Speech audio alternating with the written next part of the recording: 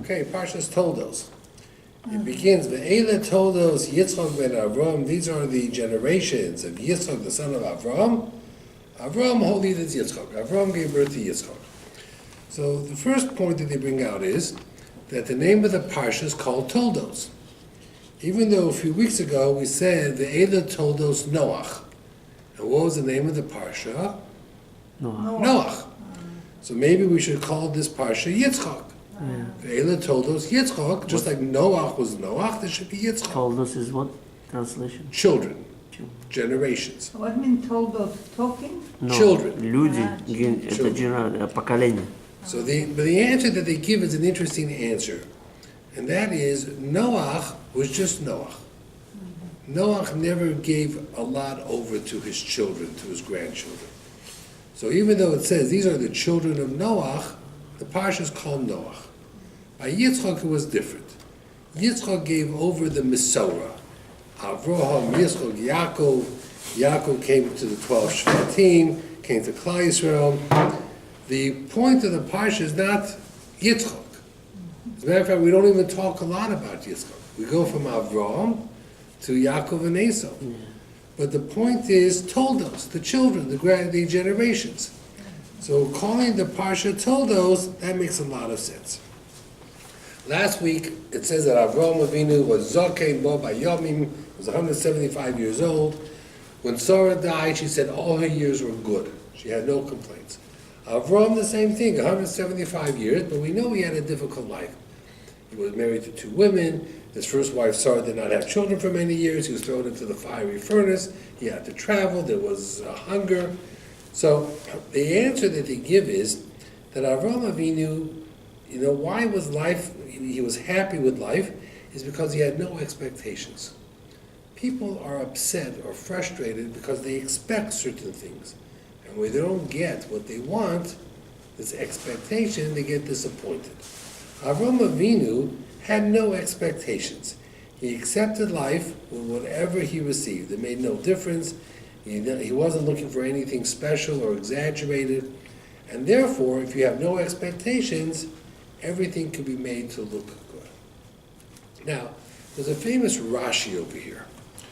Rashi says, these are the children of Yitzchak ben Avram. Avram gave birth to Yitzchak. Now we know that.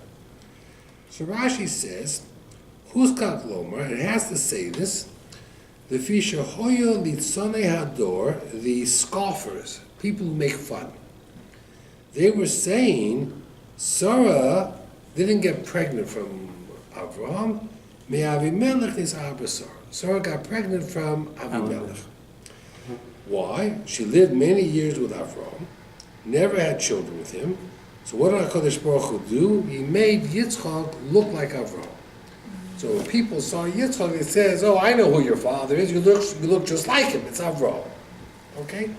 Now, we have to understand a few things. First of all, from a halacha point of view, if a child comes and says, he's my father, I want to inherit, I want to get Yerusha, right?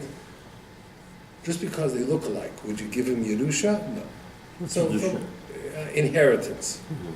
If you have a monetary claim, you're not going to be able to prove it just because you look like the man. Today we have DNA testing, I'm not even sure. Like father, yeah, it's not enough. But here it was enough. But there comes another question also. Is it possible for Avraham to have children with Hagar, which he had, and not have children with Sarah? And yet Sarah could have a relationship, let's say, with Avimelech and have children. Is that possible? No. Is it possible for a man can have children with one wife but not with another? And the answer is yes. I had a cousin who was married for many years, had no children. They got divorced. He got married, he had children. She got married, she had children. Somehow together they couldn't have children. But by themselves they were able to have children. So that was possible. So the fact that Avraham had children meant nothing. He and Sarah didn't have children. One night she's by Avimelech, she's pregnant. But he prayed. And it didn't help. Not till Hashem wanted it. But the Chasam Sofer asks another very interesting question. Listen to this question. How old was Yitzchak at this point? When it's Right now, in our Parsha, Ela told us Yitzchak ben Avram. 60? He was 40. Oh, well, Right, he had just gotten married. Right, so he was, right, and then he got married, didn't have children for 20 years, and then he was 60 years old. Okay, let's say 60 years old. Why are they talking about this now? If they were going to talk about it, when should they have spoken about it? When he was born. yeah.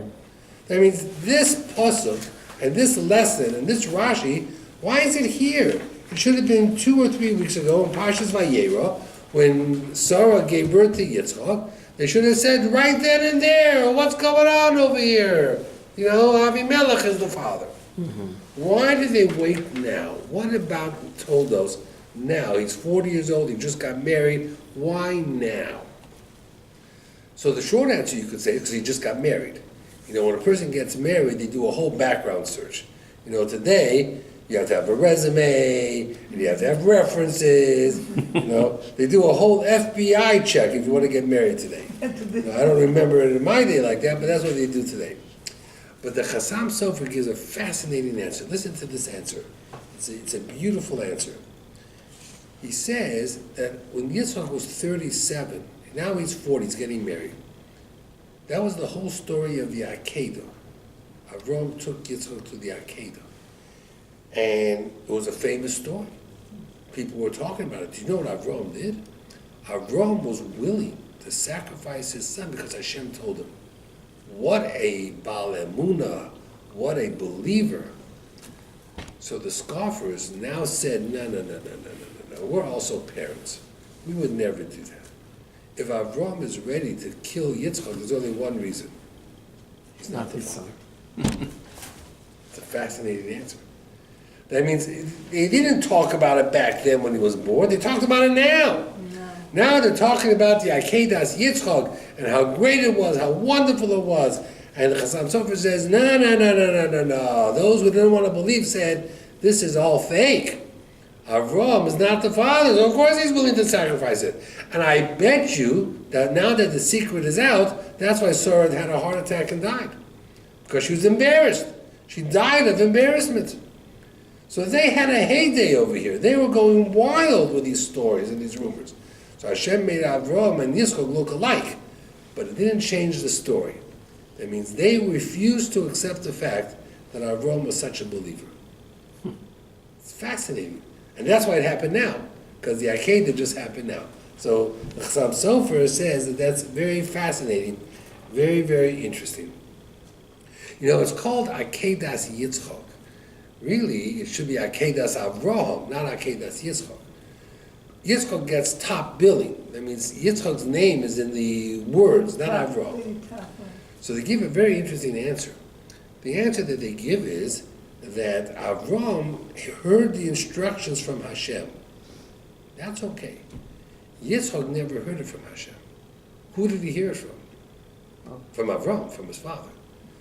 That's an interesting thing. That's called Emunas Chachamim. You know, today, you want to know what's right and what's wrong, you ask a rabbi what to do. And then you believe that the rabbi is telling you what Hashem wants. That takes a lot of faith. That means Avram heard Hashem. There was no question in his mind. Yitzchak could have said to his father, maybe you didn't hear correctly. Are you sure you heard correctly?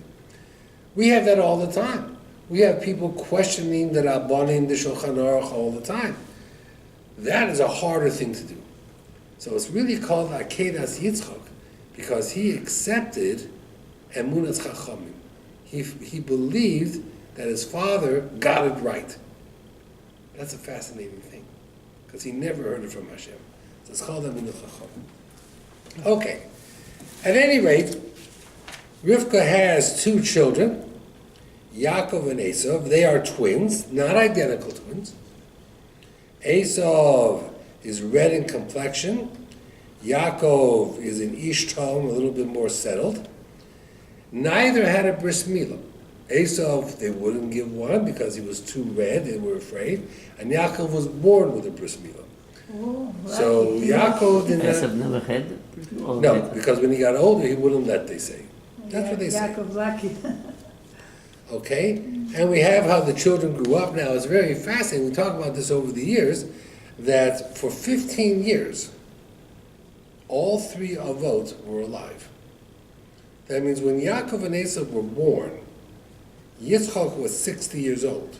Avram was 160. He lived to be 175.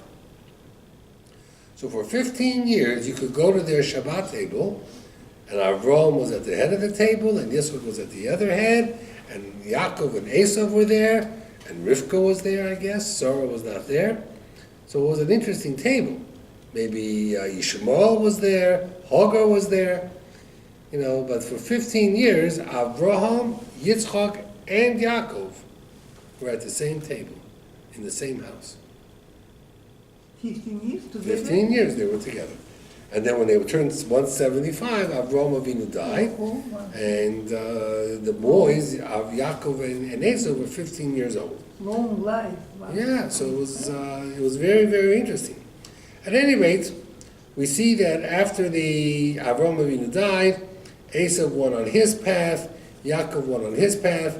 Very complicated, not so obvious, not so simple. The Torah never says Esau is a Rasha, so we have to understand what Esau was. And many of the children of Leah looked a lot like Esau.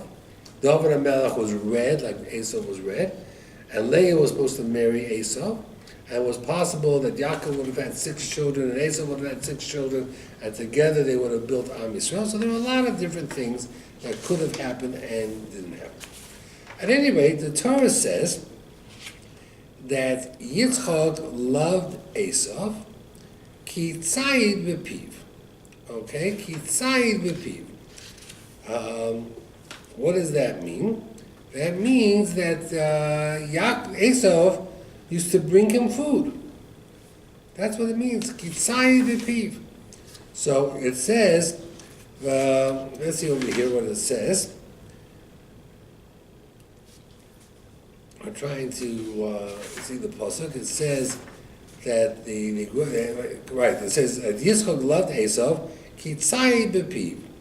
So some people say he spoke in a nice way, but other people say that he brought him good meat. Esau was a hunter, so he could bring his father a nice steak every once in a while. So it seems a little strange that here is Yitzchak. He's very strict. He's like Sarah, Pachad Yitzchak. And he was engrossed in tefillah. Avoda was his thing. And his life was all about food. His whole relationship with Esau is food. With Yaakov, it's easy to have a relationship. They learn Torah together. They learned to Rashi, learned to Pasuk, a Gemara. But with Esau, was it all about food? So the Meforshim say something very interesting. The Torah is teaching us a very important lesson. What was important to Esau? Food. His hunting, that was important. You're the father. You want to build and keep a connection with your child. How do you do that? Food. Table. You find something he likes, and you show interest in that. Yeah.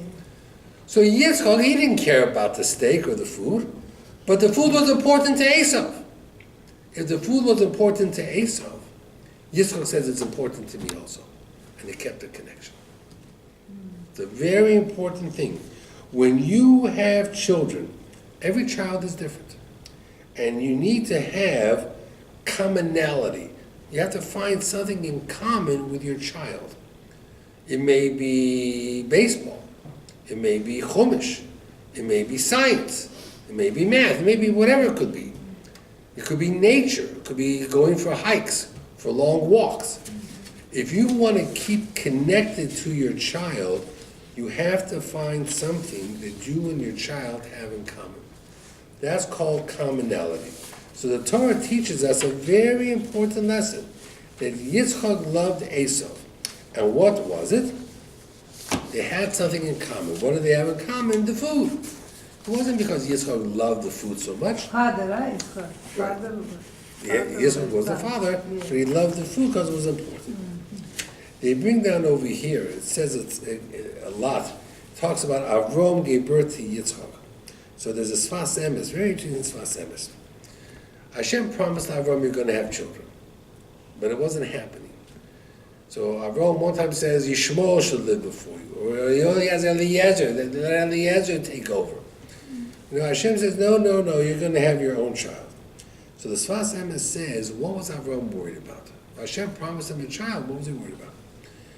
He was worried, he says, that as Avram got older, he was afraid he would have a child, and then he would die, and he would never be able to teach his child, or raise his child. Avram says, having a child is biology. I don't need just to have a child. That doesn't mean anything. It's more important, I need to have a child who I can hand over my philosophy, my teaching, my education, my mission in life. And that's what it says. Avram holid es Yitzchak. Avram gave birth to Yitzchak. That means he didn't just physically give birth. It means he was able to raise him, to train him. That means when Avram was 100, when Yitzchak was born, for 75 years. Okay? That's how old Avram was by Lech Lecha. So he was able to give 75 years towards the education of Yitzchak. Now we never find that Yitzchak went to Beis Medrash Shem Ve'ever, to yeshiva. Avram didn't go to yeshiva, he knew the whole Torah. Yitzchak didn't go to yeshiva, only Yaakov went to the yeshiva. So it's interesting that Avram was able to give that over to Yitzchak. And Avram was very friendly with Yaakov and Esau. For those 15 years that they were together, in the beginning, he taught them everything he knew, the entire Masorah. So that's what they say, that Avram was very, very much into knowing that he would be able to give over to his children what he learned. Okay? And that's something that was very, very interesting. You know, they talk about the scoffers, and you know, people today, they try to change history. They bring down a story. It's an interesting story, though. We just had Veterans Day. When Eisenhower, he was the general in World War II, and eventually he became president in the United States, the Dwight W. Eisenhower, Dwight D. Eisenhower. So when Eisenhower, you know, in the end of World War II, 1945, when he went into the first concentration camp and he saw what was going on, you know what he ordered? He ordered newspaper reporters, video cameras. And everybody said, why? He wasn't a movie fellow, he wasn't a movie producer. He says, I know this world. For generation. Right, I know what's going to happen. In 20 years from now, they're going to deny this ever happened. He says, I know the world. The world constantly denies reality. So he went and made sure there were videos, there were tapes, there were recordings. He wanted everyone to see what was happening. And he was right, because today you have people who say the Holocaust never happened. It was all Hollywood, it was all movies, it was all fake. You know, it wasn't true. So he said, you know, he understood that in this world today, there's always people who are prepared to change history, rewrite history, deny history, pretend it didn't happen. And that is a horrible thing, that when it happens, it creates a tremendous amount of problems. Now, let's go a little bit further over here.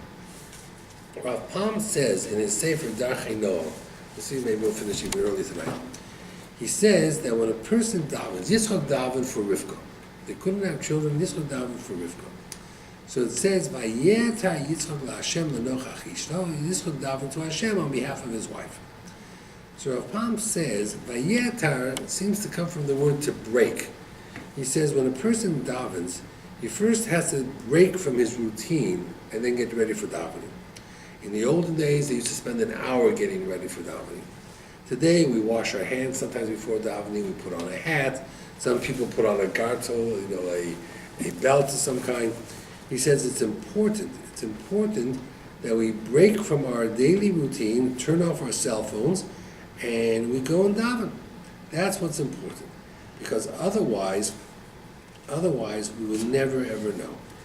Rabbi Gedalia Shor talks about the powers of Yitzchak, and you know, in everything that happened.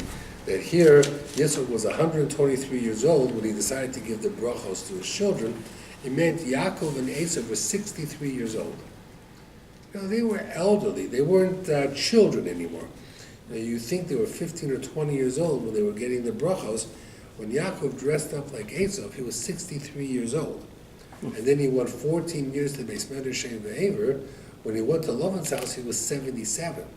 Then he worked for 7 years. So when he got married, he was 84 years old. You know? So here, Avram got married very young. Yitzchak got married when he was 40. Yaakov was twice as old as his father when he got married. Yaakov was 84 years old. And Rachel and Leah were 22 years old. There was talking about generation gap, talking about marrying someone older than you. That was quite significant. And he outlived both of them. That means, he married Rachel and Leah. Everybody probably thought he would die way before Rachel and Leah did. Rachel and Leah died before him. He lived to be 147, Yaakov, well past their years. Now, we know that Rivka told Yaakov, your father's going to give the brachos to Esau, you have to dress up. So the first question they always ask is why? Why was this necessary? Why did Rivka feel she had to do it, or why did Yaakov do it? So there's something called the Droshas Haran. The Ran was one of the Rishonim, and he writes something very, very interesting. He says, Hashem wanted Yaakov to take the brachos like this. You know why? Because what was the result of him doing that? What did Esau feel towards his brother? Anger, hatred. He says, Hashem wanted the hatred in the world. Hashem wanted that halacha, Esau soneh es Yaakov. Esau hates Yaakov. Soneh means to hate. Why? He says because in history, the only thing that kept Jews isolated and true to their faith was the anti-Semitism, the hatred. Jealousy. The jealousies. He says if the non-Jewish world would love us and accept us, we would blend in and we'd be lost forever. Assimilation. Blind? Assimilation.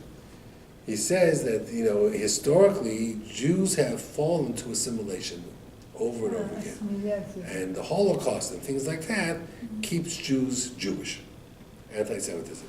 So he wanted Yaakov to steal the bracha, and he wanted Esau to hate him. And halacha Esau soneh es Yaakov, and that becomes now part of the fiber of the world. It's a fact, you can't change it. It exists. Why? Because it keeps reminding Jewish people, by the way, you're Jewish. What does that mean? You're different. Don't assimilate, they're not going to accept you.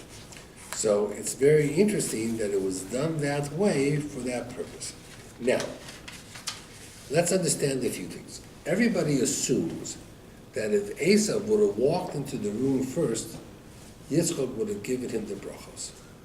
Okay? That's not true. Because when Esau walked in afterwards, did Yitzchak give him a bracha? No, not right away. Well, why not? They say that he saw Gehenna open up before him. That means a bracha is more than just words. You can only give a bracha if the Shekhinah is with you. We know that Yaakov wanted to give a bracha to Ephraim and Menashe. When they walked in, the Shekhinah left. Ephraim was going to have someone like Yeravim ben Avad. Menashe was going to have someone like Yehu ben Nimshi. Yaakov right away says, I can't give these kids brachos. Who are they? I don't recognize them. And Yosef said, what do you mean you don't recognize them? They're my kids. You've been learning with them for years. They knew each other for many, many years. Every day they were together. So no, Yaakov says, I can't give them a bracha because the Shekhinah left me. When the Shekhinah came back, he gave them a bracha, Ephraim and Menashe. So the assumption is that if Esau walked in first, he would have gotten the brachos. The truth is, that's not true. Chances are, if Esau would have walked in first and the Shekhinah would have left Yitzchak, Yitzchak would have said, I can't give you the bracha, I'm not in the mood. If Yaakov walked in afterwards and the Shekhinah came back, Yaakov would have gotten the bracha anyway. So the truth is, Yaakov took nothing from Esau.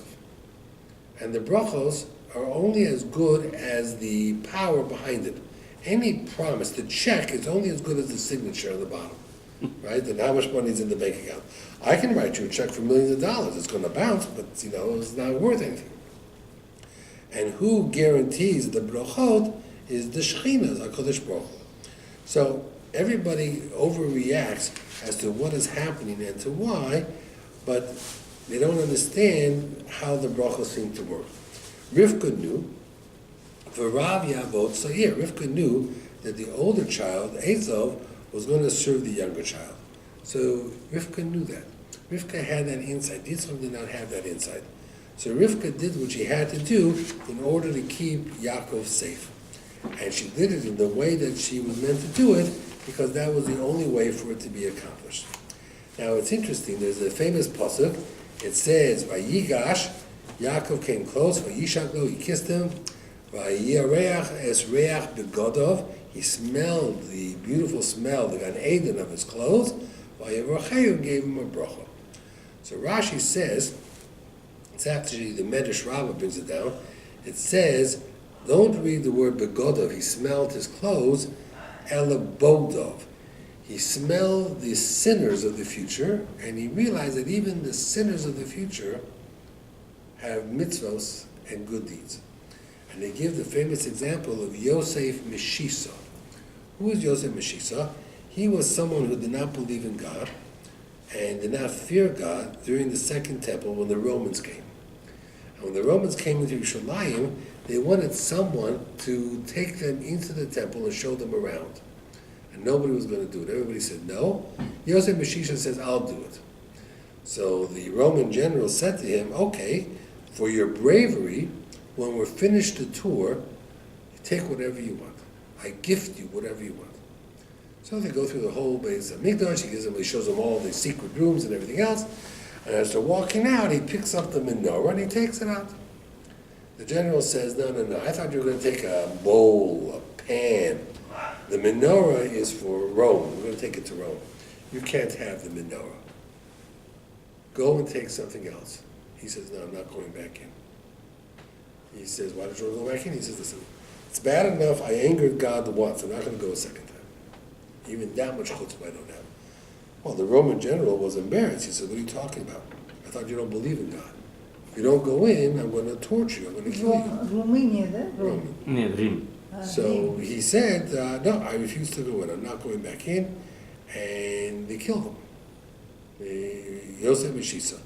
And the Ponovich Rav explained that you see a person goes into the Beis HaMikdash, even if he's a non-believer, and he's just in a holy place for a few minutes, it affects him. It changes him. That's what Yaakov saw. That's what Yitzchak was telling him. That even though you might have people who lost their faith, trust me, in their deep recesses of their heart, a Jew is a Jew. He still has that faith. There were many people who were not believers who during the Holocaust were asked to take out the Torah and burn it or throw it on the ground, and they refused. Even though themselves were not religious, but they wouldn't do it. You have many stories like that. They showed up to the Nazis that they refused to capitulate. And this was this Yosef Meshisa. And the Medrash talks about there are people who are Kona Olamo B'nega Echad. There are Jews who can get Olam Haba in 1 minute because of their change of heart, that they do these things. Yosef Meshisa was one of those people. And what happened to menorah? They took it? They took it, on the arch of Titus, there's a picture of a menorah. Whether it's still in Rome or not today, I don't know. Remember, there were quite a few different menorahs. Shlomo Melech built 10 extra menorahs. I'm not sure which menorah may or may not be there. In the second Beis HaMikdash, they had some menorahs, they didn't have some menorahs. So it's interesting to see what they had, but nobody really knows what they had. But whatever they had, surely they took a little bit. Some of that is there. We talked about that Avram was trying to correct the sin of Gan Eden. He was going to change the whole lineage. Avram is a new beginning. The children, Bnei Avram, Yitzchak, Yaakov, are Am Yisrael. We don't trace our lineage back to Noach. When you refer to someone being a Ben Noach, you refer to someone who's not Jewish. Who's not someone who is Jewish. So we talked a little bit about that. They said that when Esav turned 15, he committed 5 different sins. But Rav Miller and other people point out that the 5 sins were really not sins. He denied the existence of Hashem, was only in his heart, and that doesn't really count. Tchias HaMesim doesn't count. He despised the birthright. He didn't want the birthright. That's okay. He committed murder. They say he killed Nimrod. Nimrod himself was a murderer. So he killed a murderer. It's not as if he just went ahead and killed innocent people indiscriminately. He went after the person who went after his grandfather. So it seems that both Yaakov and Esau had a very, very close relationship with Avraham Avinu. They were very, very close. As a matter of fact, as long as Avraham Avinu was alive, they were inseparable. They kept all the rules of the Torah. It was only after Avraham Avinu died that Esau took a different path. He was upset. He was upset at the death of Avraham. He didn't want to accept the death of Avraham. But other than that, it was he was very much very much in line with everything that happened. So there's a lot to be learned. It's very easy to identify Esau as being a horrible person, but the Torah doesn't do that. And Yitzchak saw something in him that he had certain kochos, which he did have, certain strengths, which he did have. And in the end, Yaakov becomes a little bit like Esau. Yaakov, who stayed in the tent, goes to Lavan's house, and he becomes the Ish Yodei Tzayid, Ish Sadeh. He becomes like the farmer, and he takes care of the sheep. So Yaakov becomes the Esau. And he marries Leah, who Esau was supposed to marry. So we find that Yaakov steps in to be both Yaakov and Esau. So there are a lot of things to learn about that, as to what he earned and why. He was called Admoni, he was called red, and because of his complexion, maybe because of the lentil soup, and therefore he formed a country called Edom. Yaakov only Torah study. Well, Not Yaakov, work, not job. Yaakov learned Torah, and he learned Torah Beis Medrash Shem Ve'ever, which gave him the Torah of Chutz La'aretz, more than what Avram taught him. Taught a little bit more.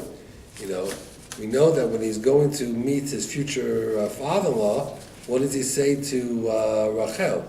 He says, I know your father is a crook, but don't worry, I'm a bigger crook. I can handle him. Not something you would say on the first date, Not the type of thing when you're going on a date you would tell the girl. So This issue is how was the Avram first to believe in the God, and was everything like? So how Noah this believed issue in was- God, and Noah was around when Avram overlapped Noah for 52 years.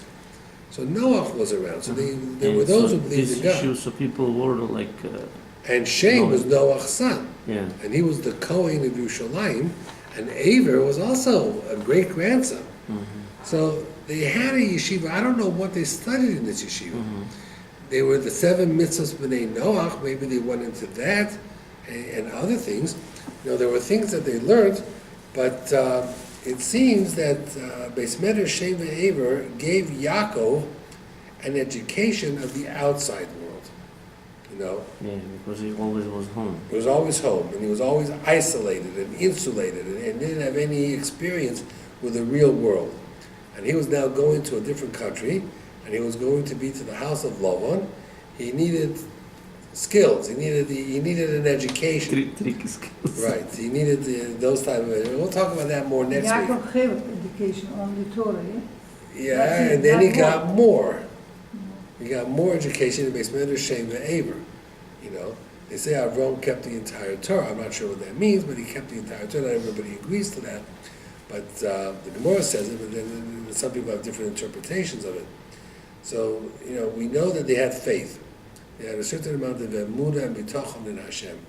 How they applied that faith to their day-to-day life was interesting to see. Yitzchak dug up the wells of his father, gave him the same names. Yitzchak was not the innkeeper's father was. He didn't run the hotels like his father did. He was very isolated. Maybe Rivka ran it, I don't know. Eventually he came around a little bit. Yaakov, we don't see that he runs the hotels. We don't see Yaakov doing the chesed of Avram. So here Avram was the pinnacle of chesed. We don't see that in Yitzchak or Yaakov. They went on a different path. And Yaakov is very much involved with his 12 children. They were a handful. And Yosef and Mitzrayim, there was a whole different set of skills that were necessary in order to do that. Okay, we'll call it a night. Okay. Next week, Thank we'll you. go a little bit further. Very interesting.